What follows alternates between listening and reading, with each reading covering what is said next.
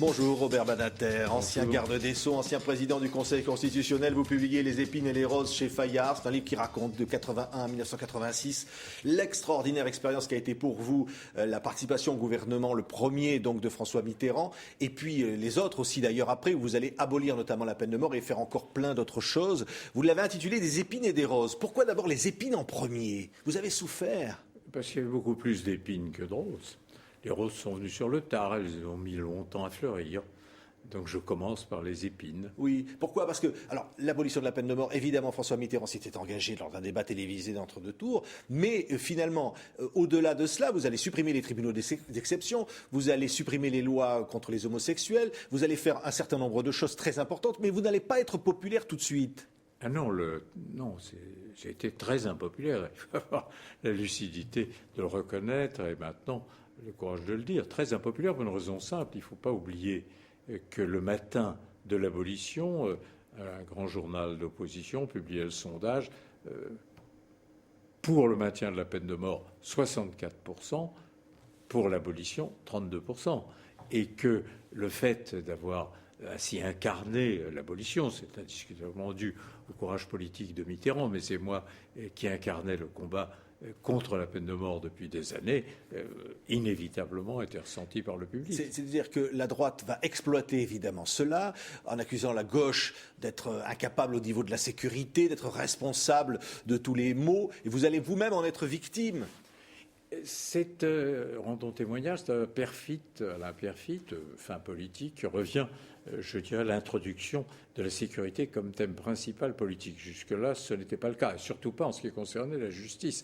Personne ne pensait sérieusement qu'avec des lois plus sévères, on arrêterait le délinquant ou le criminel. Vous savez, c'est une absurdité que de penser que le malfrat va vérifier dans le code pénal qu'on n'a pas par hasard augmenté de 2 ans ou de 5 ans la peine qu'il encourt. Donc ça n'était que absurde. De la démagogie? Non, c'est de la finesse politique. Si c'est quelque chose, c'est plus du populisme. Il était allé aux États-Unis, il avait observé la campagne de Reagan. On cherchait comment faire élire Giscard, qui était en difficulté à cette époque-là. Et Reagan avait exploité à fond le thème Law and Order. Et revenu en France, il s'est dit, voilà un très bon thème pour les élections de 81, ça nous a valu sécurité et liberté. La gauche s'est précipitée au créneau en disant, c'est un scandale. Vous allez supprimer évidemment les lois sécurité et liberté très vite. Oui. Mais ce que je veux dire, c'est qu'à ce moment-là, la formidable campagne publicitaire conduite par Perfit avait justement fait naître dans l'esprit du public qu'il fallait des lois plus dures pour lutter contre une délinquance croissante. Et le résultat, évidemment, s'est trouvé dans les esprits. Nous étions à contre-courant. Ça veut dire qu'il y a 30 ans, donc 1981, que finalement la droite, selon vous, exploite ce thème de l'insécurité à des fins électorales. Ça a commencé avec vous? Ça a commencé à cette époque, et ça a commencé avec moi, et c'est indiscutable. C'est un filon, on pourrait penser, sans limite. Pourquoi? Tout simplement parce que l'homme est un animal qui a peur, il est angoissé, l'être humain par excellence, pour une raison simple, il sait qu'il va mourir. Donc il a peur. Et si vous exploitez cette peur réelle, à partir de là, vous annoncez « je vais vous défendre et le méchant sera puni », c'est une attitude politique qui est entièrement payante. Mais pourtant, alors vous faites des lois, elles ne servent à rien d'ailleurs, on les change constamment, ce qui prouve bien qu'elles ne servent à rien, un arsenal législatif inouï, mais au moment de l'effet d'annonce, ça vous vaut du crédit. Oui, mais pourtant, les Français finalement vont devenir d'accord avec l'abolition de la peine de mort. Vous allez permettre aux Français de saisir les tribunaux européens. Vous allez ouvrir un certain nombre de choses qui finalement font consensus à la fin. Oui, à la fin, c'est les roses. Oui. Il aura fallu 3 ans.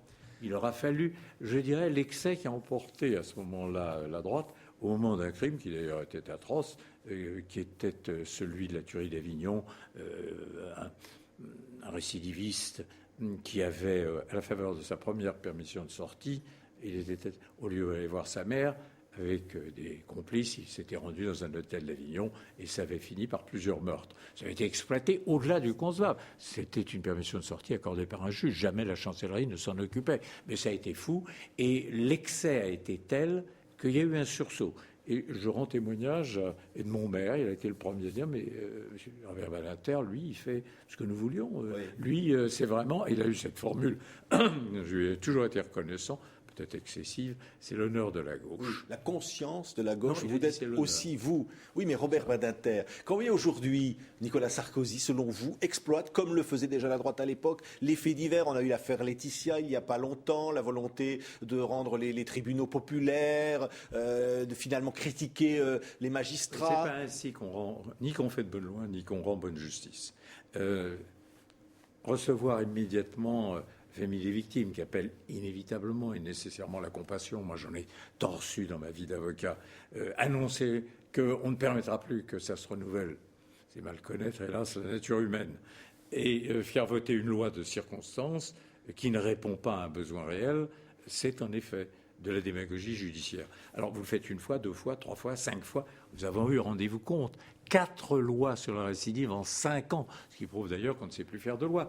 Le résultat, au bout d'un certain temps, c'est que le public se dit, mais les textes, toujours des textes, des annonces, toujours des annonces, des lois, toujours des lois, mais les résultats, évidemment, les résultats, aujourd'hui, nous avons une violence physique, gratuite, comme jamais dans la société. C'est lié à des causes sociales, je n'impute pas à la politique de Nicolas Sarkozy. Je dis simplement, cette politique ne pouvait que décevoir. Vient à ce moment-là quelqu'un de plus sécuritaire et d'encore plus démagogique, Marine Le Pen. et il rafle la mise. Le Front National. Exactement, il rafle la mise, ce à quoi nous assistons. Donc vous dites clairement que c'est Nicolas Sarkozy qui est responsable du Front National aujourd'hui ? Non, ce serait à la fois simpliste et inexact. Je dis simplement que vous ne pouvez pas exploiter, comme ça a été fait, les thèmes insécurité, je vais vous protéger, ça ne réussit pas.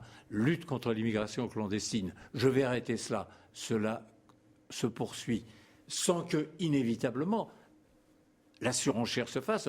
C'est parce qu'on n'en a pas fait assez, et plutôt que d'utiliser la copie, venez à l'original. Et c'est ainsi que l'extrême droite, le Front National, est porté par des années de propagande qui vont dans son sens et qui, au regard des faits, se révèlent impuissantes. Mais encore un mot sur l'actualité. Il faut supprimer le débat sur l'islam, comme le disent certains. Ça vous paraît... Là, je suis extraordinairement critique de cette attitude. Ouais. Je ne supporte pas que, depuis des années,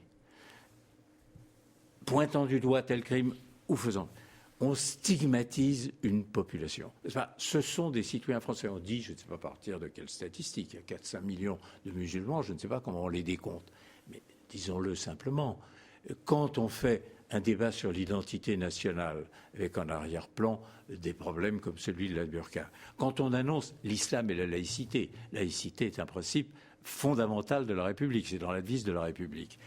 On ne peut pas ne pas avoir le sentiment que l'on met de côté, qu'on pointe, qu'on stigmatise ceux qui sont membres de la communauté nationale. La République, je le rappellerai toujours, elle est une et indivisible. La République, écoutez, la République, je le rappelle, elle ne connaît que des citoyens sans aucune distinction de sexe, de race, de religion, d'opinion, d'orientation sexuelle. Alors, dès l'instant où vous annoncez laïcité, islam, vous pointez du doigt et vous stigmatisez par voie de conséquence les musulmans. Comment est-ce que nos concitoyens musulmans ne le ressentiraient pas comme une blessure et une exclusion? Donc, c'est semer les grains de la division, je dirais peut-être plus lien.